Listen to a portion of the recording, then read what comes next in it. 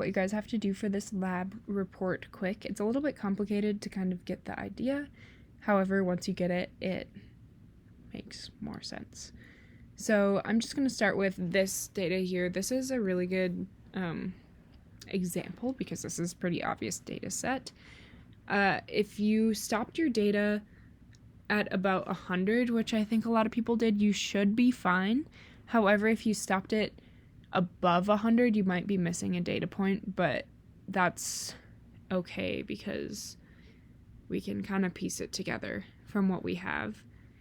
But yeah, you can just write about that in your lab report that was a kind of a mistake.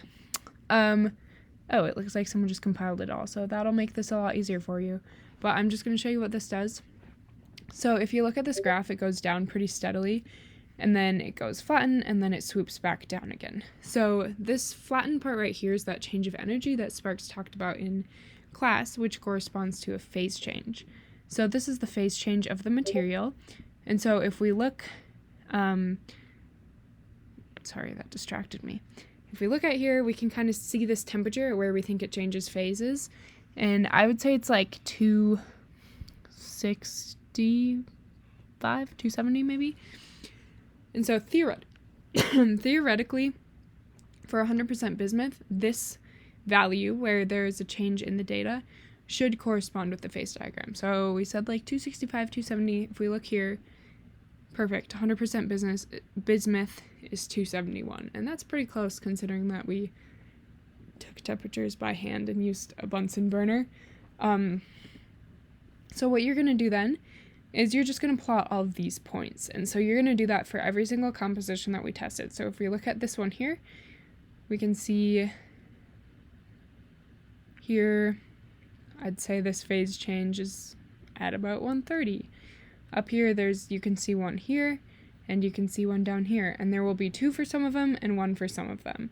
And then what we're going to do is I'll post an example lab report, maybe. I haven't decided yet. But this is your graphs that you should get. Something like this. This is from my year, so you can kind of see the ones we saw were actually way better than these. But so I took all of these points on the graph. In this case, it's value of, I put them in a table. And then you're going to plot all of those points on something that looks like this. It won't be perfect. It will look like this-ish.